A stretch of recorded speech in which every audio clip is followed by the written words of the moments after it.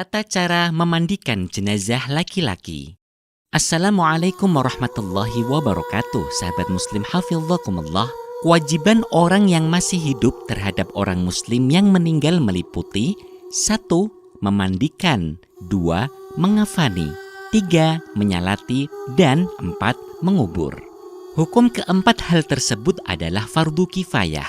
Fardu kifayah adalah apabila ada salah seorang yang sudah melaksanakannya, maka gugurlah kewajiban muslim yang lain. Memandikan jenazah adalah fardu kifayah yang pertama kali dilakukan dalam proses pemulasaraan jenazah. Selain orang yang mati syahid di dalam peperangan, semua umat muslim yang meninggal harus dimandikan. Sahabat muslim hafizakumullah, berikut ini adalah daftar orang-orang yang paling berhak memandikan jenazah laki-laki yang belum mempunyai istri. 1. Laki-laki yang mempunyai hubungan waris as-sobah, seperti ayah, kakek, anak laki-laki, dan cucu laki-laki.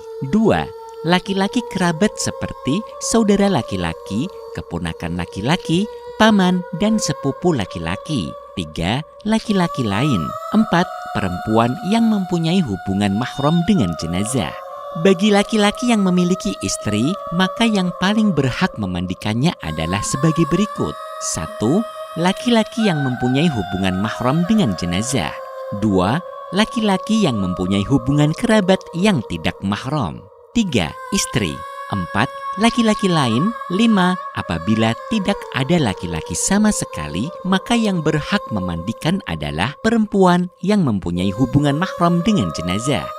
Sahabat muslim hafizakumullah, para ulama berpendapat ada 2 cara yang bisa dilakukan dalam memandikan jenazah, yaitu cara minimal dan cara paling sempurna. Syekh Salim bin Sumair al-Hadrami dalam kitab Safinatun Najah menyatakan bahwa standar minimal dalam memandikan mayit adalah dengan meratakan air ke seluruh anggota tubuhnya. Dr. Mustafa Al-Khin dalam kitab Al-Fiqhul Manhaj menjelaskan cara memandikan mayit secara ringkas, yaitu pertama, menghilangkan najis yang ada di tubuh mayit. Kedua, menyiramkan air secara merata ke tubuhnya. Apabila cara ini telah dilakukan dengan baik dan benar, maka mayit bisa dikatakan telah dimandikan dan gugurlah kewajiban orang yang hidup terhadap si mayit. Sahabat muslim hafizakumullah, berikut ini hal-hal yang perlu dipersiapkan dalam memandikan jenazah. 1. Siapkan tempat untuk memandikan jenazah seperti kamar mandi rumah, kamar mandi jenazah, atau tempat yang dibuat khusus untuk memandikan jenazah tertentu. Tempat yang akan dibuat untuk memandikan jenazah tertutup dan beratap. 2. Siapkan air, daun bidara, sabun, dan kamper atau kapur barus. 3. Tutup jenazah dengan kain tipis semacam jarit atau sejenisnya. Hindari menggunakan kain putih karena ketika dimandikan, aurat atau kulit jenazah dapat menjadi tampak transparan. 4. Tebarkan parfum atau wewangian di sekeliling tempat pemandian. 5. Tutup wajah jenazah selama memandikan, kecuali jenazah yang dimandikan adalah orang yang meninggal dalam keadaan masih berihram, maka menutup wajahnya tidak diperbolehkan. 6.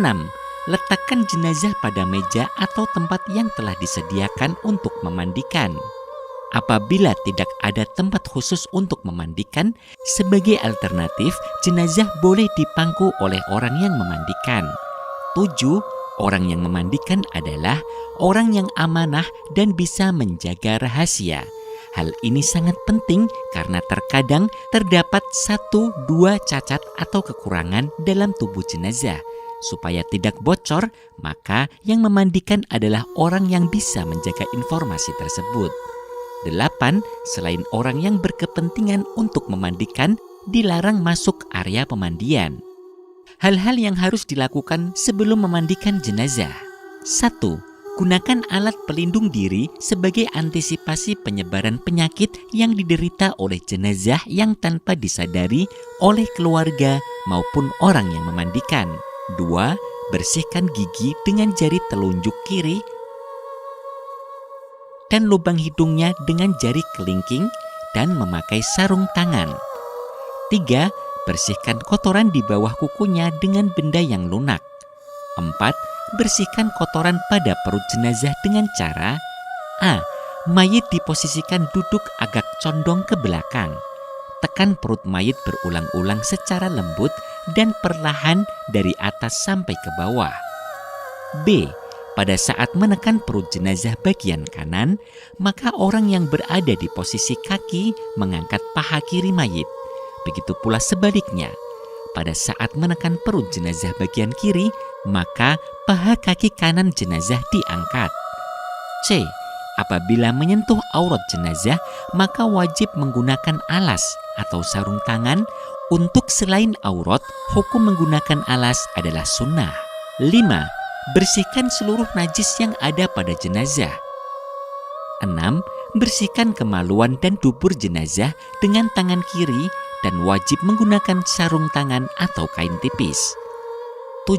Wudhui jenazah sebagaimana wudhunya orang hidup. Pada saat membasuh muka, kepala jenazah agak dimiringkan supaya air tidak masuk ke dalam mulutnya. Berikut ini niat wudhu untuk jenazah. Saya niat mewudhui mayit ini. Sahabat muslim hafizakumullah, setelah proses persiapan memandikan sudah selesai, berikutnya adalah proses memandikan jenazah. 1. Siram seluruh tubuh jenazah dengan air netral secara merata. 2. Sampo kepala dan rambut jenazah, kemudian disisir pelan-pelan agar tidak rontok. Kemudian bilas. Apabila terdapat rambut yang rontok, maka wajib dikubur dan sunnah memasukkan rambut yang rontok ke dalam kain kafan bersama jenazah. 3. Siram seluruh tubuh jenazah dengan air yang telah dicampur dengan sabun. 4. Siram seluruh tubuh mayit dengan air bersih untuk menghilangkan sisa sabun dimulai dari sebelah kanan, kemudian mayit dimiringkan ke kiri untuk menyiram bagian punggung dari arah kanan. Setelah menyiram bagian kanan, jenazah dimiringkan ke kanan untuk menyiram bagian punggung dari arah kiri. Saat memiringkan jenazah ke kanan, mulailah dengan mengangkat kaki kirinya, kemudian dinaikkan di atas kaki kanan. Begitu pula sebaliknya, pada saat akan memiringkan ke kiri, maka kaki kanan ditaruh di atas kaki kiri terlebih dahulu, baru kemudian tubuhnya menyusul dimiringkan. 5. Menyiram jenazah dengan air yang telah dicampur dengan daun bidara. 6. Siram seluruh tubuh mayit dengan air yang dicampur sedikit kapur barus. Sahabat muslim hafizakumullah, terjadi perbedaan urutan penyiraman antara satu tempat dengan daerah lain. Namun pada prinsipnya dalam memandikan jenazah adalah meliputi 3 hal berikut, yaitu 1. Membersihkan, 2. Mewangikan, 3. Mengawetkan. Penggunaan air netral adalah untuk membersihkan, menggunakan daun bidara atau sabun adalah untuk mewangikan selain untuk membersihkan. Dan kapur barus berfungsi untuk menjadikan tubuh jenazah lebih awet. Sahabat muslim hafizakumullah, demikianlah tata cara memandikan jenazah. Semoga Allah selalu meridhoi kita dalam menjalankan semua ibadah. Amin. Wassalamualaikum warahmatullahi wabarakatuh.